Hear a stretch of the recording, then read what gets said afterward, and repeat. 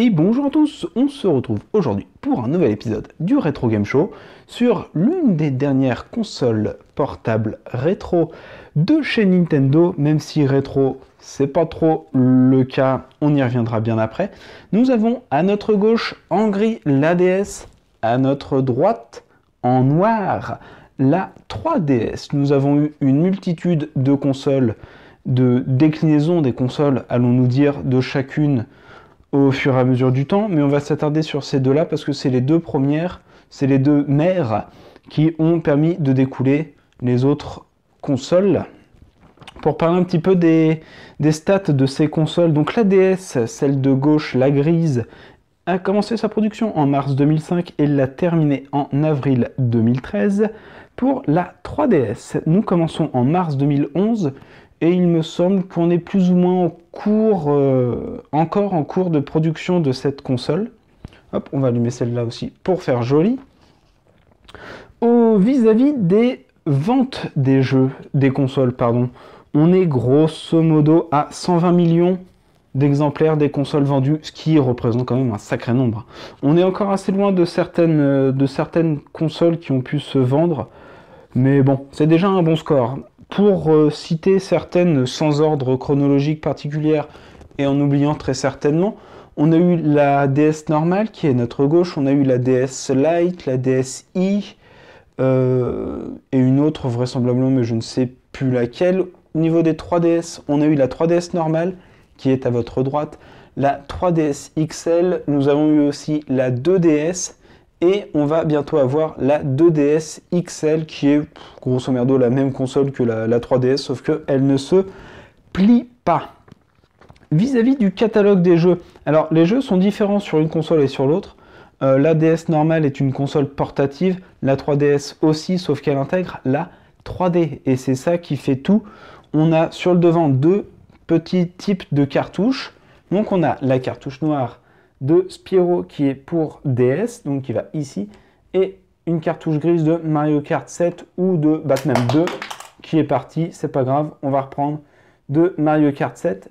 Et si on les regarde à côté, on voit un petit truc qui marque, c'est simplement le petit coin là qui est en plus sur les versions de 3DS, qui fait qu'en fait elles sont rétro-compatibles parce que les normales elles rentrent, sauf qu'elles ne sont pas inversables, donc en fait une cartouche de DS normale passera dans une 3DS, sauf que inversement une cartouche de 3DS ne passera pas dans une DS normale, ce qui permet d'éviter des conflits avec la 3D vraisemblablement, et permettent aussi de vendre plus pour ceux qui n'auraient pas acheté la console en question et qui voudraient essayer de profiter des nouveaux jeux. Mais ça, c'est un business marketing simplissime.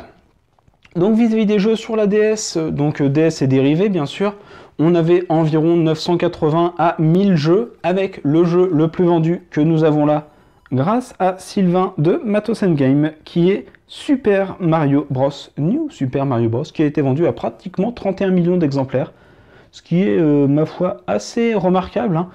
Comme toujours, il me semble qu'il a été vendu en bundle avec la console, donc ce qui propulse un petit peu les ventes, mine de rien. Vis-à-vis de la 3DS et des dérivés, c'est un jeu qu'on a en haut à droite de notre écran à 16 millions d'exemplaires. Jeu susnommé Pokémon Y et actuellement Pokémon X parce qu'il était sorti tous les deux. Qui ici nous avons en bundle complet, hein, grâce à moi, parce que je reste un gros fan des jeux Pokémon. Et c'est quand même toujours un plaisir de l'avoir. Et vis-à-vis du nombre de joueurs, on était beaucoup moins. On était environ à 460, 480 jeux. Il y a toujours une marge, comme vous avez pu le remarquer, parce que j'intègre, moi, que les jeux français ou européens. Et c'est assez dur sur les stats qu'on a en ligne de faire la comparaison, la différence entre tout ça. On va s'attarder un petit peu rapidement sur les boîtes, parce que ça reste assez exceptionnel. On vient de changer vis-à-vis des consoles portatives. On est revenu sur des boîtes plastiques. Je vous rappelle qu'avant, sur les Game Boy et tous les dérivés, donc Game Boy Pocket, Game Boy Color, Game Boy Advance et Advance SP, on avait des boîtes en carton, ce qui cause quelques problèmes vis-à-vis du maintien dans le temps, hein. Le carton résiste beaucoup moins bien que du plastique. Donc là, on a un jeu de 3DS qui, une fois ouvert, on a un petit logement ici, tous les papiers qui viennent sur le côté, avec des ouvertures, parce que vis-à-vis de la production, ça fait moins de papier, ça fait moins de plastique. Ici, on a une boîte de DS qui est un petit peu plus large, mine de rien, qui fait sensiblement la même taille, hein, à son superposable. À l'intérieur, on a un emplacement pour le jeu, qu'on voit à peu près ici. Et ici, il me semble que c'est un emplacement pour mettre un jeu de de Game Boy Advance. Je vais y arriver. Ici aussi, on a un jeu complet, donc avec une grosse notice, toutes les notices de recommandation. Un très très bon jeu, encore une fois prêté par Sylvain de Matos & Game, que je remercie, que je vous invite aussi à aller voir la chaîne, son Facebook qui est dans la description de la vidéo.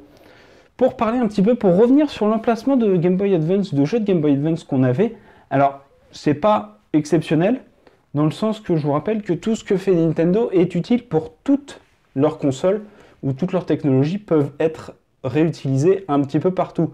Je vous rappelle qu'au début, on avait la Game Boy, ensuite on a eu la Game Boy Color qui pouvait jouer les jeux de Game Boy normal, après on a eu la Advance qui permettait aussi de jouer avec les jeux de Game Boy Color et Game Boy normal.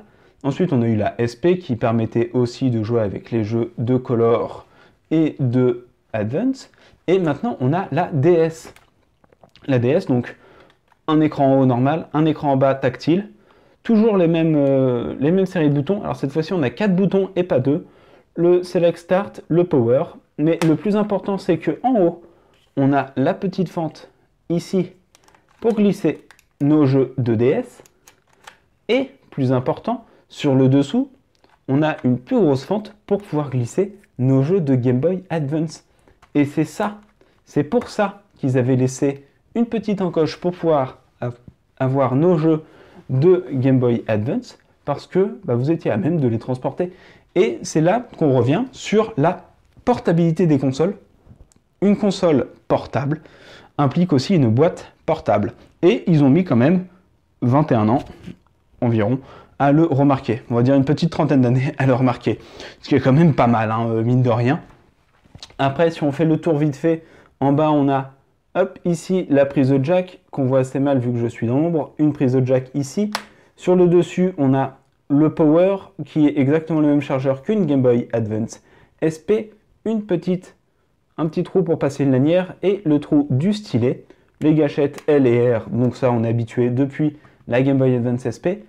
Sur la 3DS, cette fois-ci c'est un peu différent, parce que en plus de la croix des 4 boutons, on a un joystick qui nous permet de naviguer un petit peu dans les menus et dans les jeux aussi, très pratique.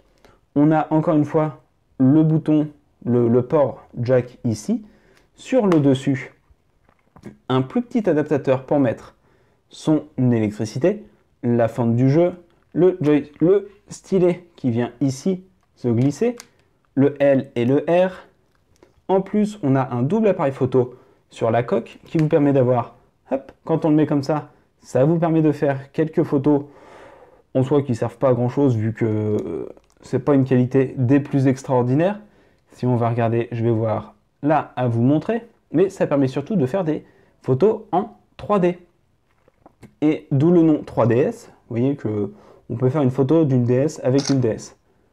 Hop, et en plus je bouge, donc c'est génial. Et on a aussi, en final, ce petit bouton-là qui vous permet d'activer ou non la 3D qui ne va pas du tout se voir à la caméra, qui fait surtout complètement défoncer le truc. Et en plus de l'écran tactile qu'on a en bas, que je vais essayer de ne pas toucher, on a le Select et le Start qui avant étaient ici, sont passés là. C'est des boutons, c'est pas des boutons tactiles. Il y a des petits boutons en bas, ça s'entend. Et on a surtout un bouton Home qui nous permet de revenir au menu de démarrage. Et maintenant on peut quitter le logiciel de photo parce qu'on s'en fout.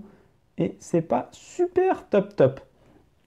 Ensuite, les consoles intégrées en elles-mêmes de la connectivité à plusieurs. Donc en fait, on pouvait jouer en réseau local, ce qui était à l'époque pas mal. Avec un seul jeu, je me souviens de Mario Kart. On pouvait jouer en local avec un jeu, donc c'était plutôt agréable.